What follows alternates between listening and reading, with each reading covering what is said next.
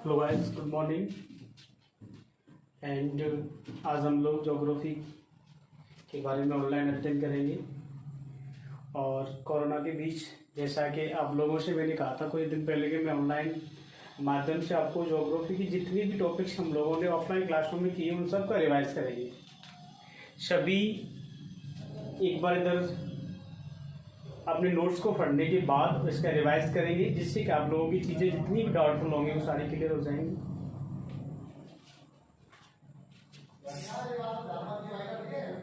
सबसे पहले हम लोग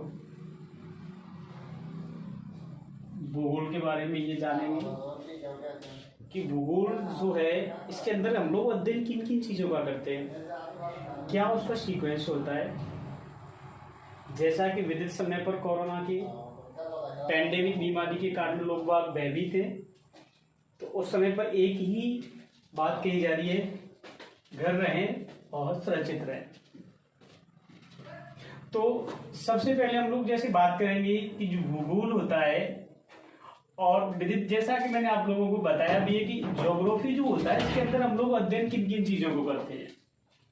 जैसे कि क्या समेटेगा वक्त का ये गहरा दरिया, हम किनारों से उबरने का हुनूर जानते हैं, सीधे हाथों ने जो खींची है टेढ़ी लकीरें, हम उन पर चलने का हुनर जानते हैं। इसी बात को ध्यान रखते हुए आज हम लोग एक ज्योग्राफी या इंडिया जीके की पहल को आगे बढ़ाते हैं। तो मैंने बताया भी था आप लोगों को कि जो भूगोल है इसके अंतर्गत हम लोग इसके 3 पार्ट्स कर करके अध्ययन करते हैं। सबसे पहला जो इसका पार्ट होता है तो वो क्या होता है स्टूडेंट्स, जैसा कि मैंने आप लोगों को बताया, सभी इधर ध्यान दें एक बार। पहला इसका जो पार्ट बताया था वो पार्ट मैंने आपको बताया था भारत का क्या होता है भूगोल। फर्स्ट पार्ट जो होगा वो भूगोल का कौन सा होगा, भारत का भूगोल होगा। और इसके अंतर्गत हम लोग भारत से संबंधित जितनी भी ज्योग्राफिकल स्ट्रक्चर होते हैं, भौगोलिक संरचनाएं जो होती है, उन सारी चीजों का अध्ययन करते हैं। आगे हम लोग देखेंगे कौन कौन सी ऐसी चीजें होती है जिनका इसमें अध्ययन करते हैं। सेकंड पार्ट वह पार्ट होगा जिसके अंतर्गत हम लोग भारत के अलावा विश्व स्तर पर जितनी भी चीजें होती हैं, जितनी भी भौगोलिक संरचना होती है, उन सब का अध्ययन करते हैं। जैसे उसको हम लोग क्या कहते हैं, तो उसे क्या कहते हैं, विश्व का भूगोल। तो सेकंड पार्ट होगा हमारा विश्व का भूगोल। अब कुछ ऐसे टॉपिक्स होते हैं जो यहां भी आपको पढ़ने को मिलेंगे विश्व के अंतर्गत, और यहां भी मिलेंगे भारत में। देन ऐसे क्या होंगे, ऐसे टॉपिक्स को हम लोग तीसरा नाम देते हैं, और वो तीसरा नाम जो होता है ना वो क्या होता है भाई, बोलो तो सही, क्या होता है भाई, सामान्य भूगोल। थर्ड पार्टिसिपेट जो होगा भूगोल का वो क्या हो जाएगा, सामान्य भूगोल। तो आज हम लोग, जैसा कि हम लोगों ने आज पढ़ना कुछ नहीं है, बस ये समझना है कि ये शब्द जो होता है इस शब्द के अंतर्गत किन किन चीजों का अध्ययन करते हैं। मैंने आपको बताया भूगोल जो होता है, भूगोल के अंतर्गत हम लोग सबसे ज्यादा जो किसी भी एग्जाम को जब हम लोग देंगे तो वहां पर जो क्वेश्चन आते हैं उसमें मैक्सिमम क्वेश्चन कहां से मिलेंगे आपको, भारतीय भूगोल से। अब हम लोग इसमें एक बार और आगे इसको थोड़ा सा डिवाइडेशन करके देखें तो भारत के भूगोल में क्या पढ़ा जाता है भाई, ये भी देख लो आप लोग। तो भारत के भूगोल में सबसे पहले हम लोग बात करेंगे कि जो हमारा भारत है उस भारत की अवस्थिति क्या होती है। अरे भारत की अवस्थिति मैंने पढ़ाई है ना, बिल्कुल हाँ। तो भारत की अवस्थिति एवं इसी को क्या कहते हैं, अरे इसी को तो क्या कहते हैं भाई, भारत की अवस्थिति एवं विस्तार को ही भारत का भौगोलिक विन्यास भी कहा जाता है। तो भारत का भौगोलिक विन्यास भी पूछ सकता है आपसे। इसमें हम लोग देखेंगे कि भारत की क्या कंडीशंस है, वैश्विक दृष्टि में क्या कंडीशंस है, और हमारे भारत के अंदर उसमें क्या कंडीशंस है। सारी कंडीशंस जितनी भी ज्योग्राफिकल्स होंगी वो सारी चीजें पढ़ेंगे।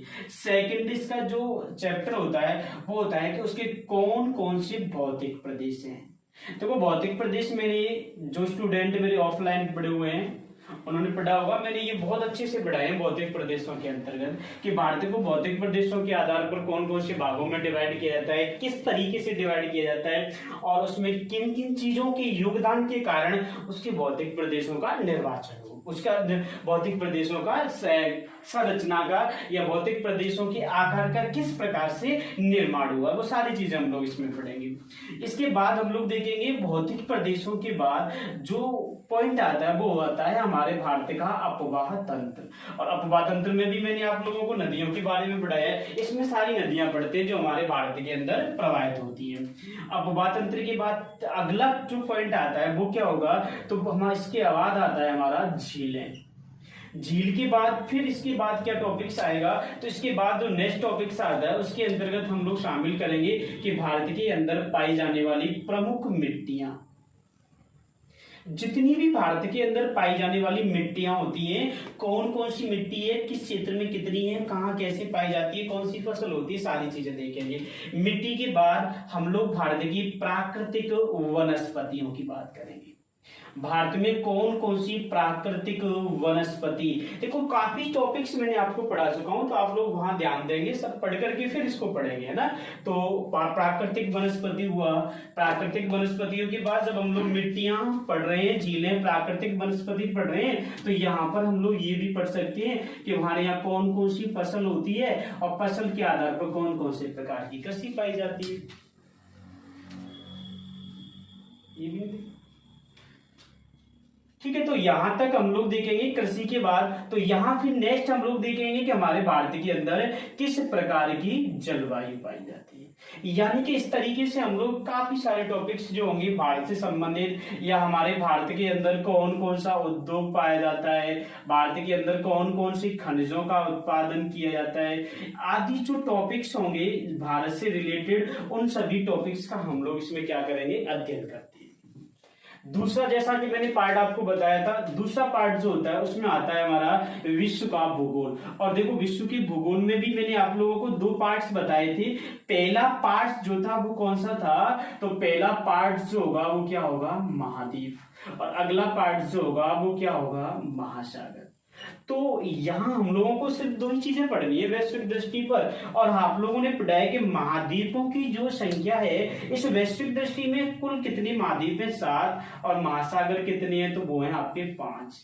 इन 7 और 5 12 भौगोलिक संरचनाओं के बारे में हम अध्ययन करेंगे, और वो किसके अंतर्गत करेंगे, विश्व के भूगोल के अंतर्गत। तीसरा पार्ट क्या होगा, सामान्य भूगोल। देखो सामान्य भूगोल में मैंने स्टार्टिंग में ही आपको एक बार याद दिला देता हूं, ये बताया था कि इसके अंतर्गत वे टॉपिक्स आते हैं जो इसमें भी हैं और इसमें भी हैं, दोनों में कॉमन है। वो भारत में भी मिलेगा, वो अमेरिका में भी मिलेगा। वो अगर भारत में है तो वो यूरोप में भी होगा, अगर वो यूरोप में है तो ऑस्ट्रेलिया में भी होगा। ऐसा कोई स्थान नहीं होगा जहां उस टॉपिक का प्रभाव दिखाई नहीं देता हो। जैसे एग्जाम्पल देखो कौन कौन सा हो सकता है, जैसे आप लोगों ने पढ़ा है, बहुत अच्छा सा टॉपिक है भाई, वो टॉपिक कौन सा होता है, वायुमंडल। अब आपसे ये कहा जाए कि भारत के ऊपर जाओगे आप लोग तो सबसे पहले क्षोभ मंडल है, तो क्या ऐसा हो सकता है कि अमेरिका में समताप मंडल होगा, नहीं होगा ना, बिल्कुल। तो नहीं होगा तो इसका मतलब है ये सब जगह समान होगा, जैसे भारत में होगा वैसे ही अमेरिका में इसकी शुरुआत होगी। जो तत्व भारत में होंगे वो कहाँ होंगे, अमेरिका में। अंतर क्या होगा, अंतर होगा वहां की लैंग्वेज का, ओनली, बस, और कोई अंतर नहीं होगा, सारे फैक्टर्स वही होते हैं। इसके बाद देखो और कौन सा होता है, तो सौर मंडल। देखो हम लोग पढ़ते हैं ना कि सौर मंडल में ग्रह होते हैं, सौर मंडल में उपग्रह होते हैं, सौर मंडल में आकाशीय पिंडों को शामिल किया जाता है, इसके बीचों बीच सूर्य स्थित है, सूर्य को उसका मुख्य कहा जाता है। ऐसा क्यों कहते हैं, तो सौर मंडल में ऐसा कहा जा रहा है, तो इसका मतलब है ये अवधारणाएं सभी जगह पर एक जैसी होंगी। अमेरिका, यूरोप, एशिया या अफ्रीका, सभी महाद्वीपों के देशों में यही माना जाता होगा कि सौर मंडल के केंद्र में कौन है, सूर्य है, उसमें ग्रह है, उपग्रह कितने हैं, वो सब जगह समान होंगी। इसके बाद देखो, इसके बाद नेक्स्ट जो टॉपिक आता है ना वो कौन सा होगा, तो वो आपको पढ़ा होगा आपने, पृथ्वी की आंतरिक संरचना। अरे हमारी पृथ्वी के अंदर का जो पार्ट है उस पार्ट में कौन कौन सी चीजें विस्तृत हैं और किस प्रकार से विस्तृत है, तो ये सारी चीजें, उसको कैसे डिवाइड किया जाता है, वो सारी चीजें आएंगी। जब आंतरिक संरचना में आएंगे तो यहाँ हम लोगों को कई प्रकार के पदार्थ मिलेंगे, जिनमें से या तो बताओ क्या होगा, या तो ज्वालामुखी का विस्फोट होगा, ज्वालामुखी आएगा तो पृथ्वी में कंपन होगा, और पृथ्वी में कंपन होगा तो भूकंप, और भूकंप आएगा तो समुद्रों के अंदर क्या आ जाती है, सुनामी आती है। और जब सुनामी आएंगी तो भाई समुद्र का पानी तट की ओर दौड़ेगा, और तट की ओर दौड़ेगा तो इसका मतलब है ज्वार आएगा, फिर वापस लौटेगा तो क्या आएगा, बाढ़ भी तो आएगा। तो ये भी संरचना इससे संबंधित होती है। और इसमें देखो क्या टॉपिक हो सकता है, तो ये सारे टॉपिक्स के अलावा जैसे कि हम लोगों ने और भी काफी सारी चीजें पढ़ी हैं, जैसे यहाँ हम लोगों ने एक बात करी थी जलवायु, इसका इफेक्ट दोनों में ही होता है। वैश्विक जलवायु भी होती है, भारत की जलवायु भी होती है। एक जो टॉपिक्स होता है ना, वो टॉपिक्स आप लोगों ने जैसे सुना होगा, टॉपिक्स बहुत अच्छा है, उसका नाम है अक्षांश और क्या होगा, देशांतर। किसी भी स्थान विशेष की स्थिति, समय आदि को जब हम लोग निकालेंगे तो वहां आपको पता होगा कि इसका और इसका प्रयोग होगा। चाहे वो हम लोग भारत की दृष्टि की बात कर लो, चाहे आप लोग राजस्थान की विशेष दृष्टि की बात कर लो, चाहे किसी भी विशेष क्षेत्र के आपको अगर स्थिति और समय निकालना है तो आपको ये सारी चीजें पढ़नी होगी। तो ये सारा मैटर जो है, इसके अलावा देखो यहाँ मैंने आपको और भी काफी चीजें, जैसे कि आप लोगों ने पढ़ा होगा भारत का एक परिवहन भी होता है, तो भारत का परिवहन सिस्टम भी हम लोग इसमें ही अध्ययन करेंगे कि भारत में किस प्रकार से परिवहन होता है। परिवहन के अलावा भारत में किस प्रकार, भारत के अंदर जो है एक आप लोगों ने पढ़ा होगा जनसंख्या वाला टॉपिक होता है, कौन कौन सी जनसंख्या, किस धर्म की जनसंख्या रहती है, या फिर हमारे यहाँ पर जनसंख्या घनत्व क्या है। इसमें काफी सारे टॉपिक्स होते हैं, लिंगानुपात होता है, जनघनत्व होता है, कुल जनसंख्या, महिला पुरुष, साक्षरता वगैरह, किन किन चीजों को शामिल करते हैं ये सारी चीजें। तो इन सभी चीजों को मिलकर के ही और हम लोग क्या शब्द देते हैं, भूगोल कहा जाता है। क्या कहा जाता है, भूगोल। तो ये हम लोगों ने स्टार्ट करने से पहले मैं आज आपको एक इंट्रोडक्शन दे रहा हूं, तो कल से हम लोग इस ज्योग्राफी को कंटिन्यू रखेंगे। और कंटिन्यू आज से ये अपना इंट्रोडक्शन था। मैं आप लोगों को एक और सूचना यहाँ दे देता हूं कि हम लोग स्टार्टिंग में जो हमारा पार्ट है इंडिया जीके का, इस इंडिया जीके के 2 पार्ट्स पढ़ेंगे।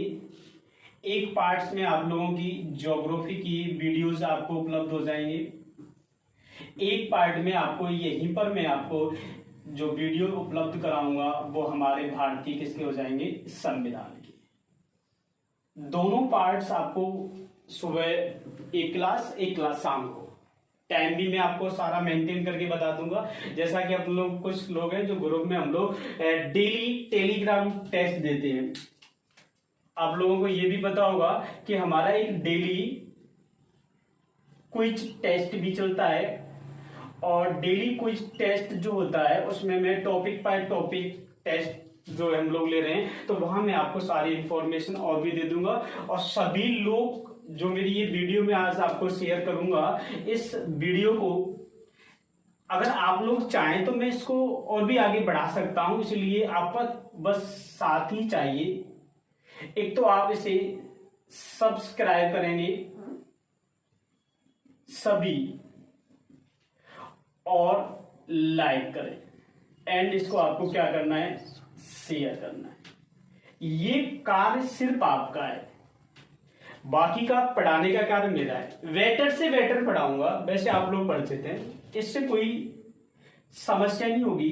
अगर आपको इसमें से कोई समस्या आती है तो अभी हमारे पास ऑनलाइन सिस्टम लाइव सेशन नहीं है हमारा, इसलिए मैंने आपको ये नंबर दे रखा है। किसी भी प्रकार की किसी भी पॉइंट को लेकर कोई भी प्रॉब्लम्स हैं, आप इस नंबर पर चाहो तो व्हाट्सएप पर लिख के दे सकते हो, चाहे तो आप जीमेल कर सकते हो, जैसा आपको उचित समझे अपनी डाउट को भेज सकते हैं और मैं उसका आपको सॉल्यूशन दूंगा। और भी आगे चल के हम लोग बेटर करने की कोशिश करेंगे।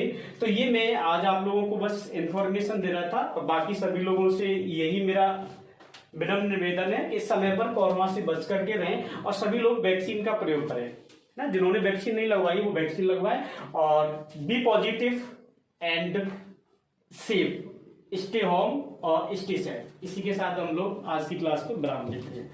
ठीक।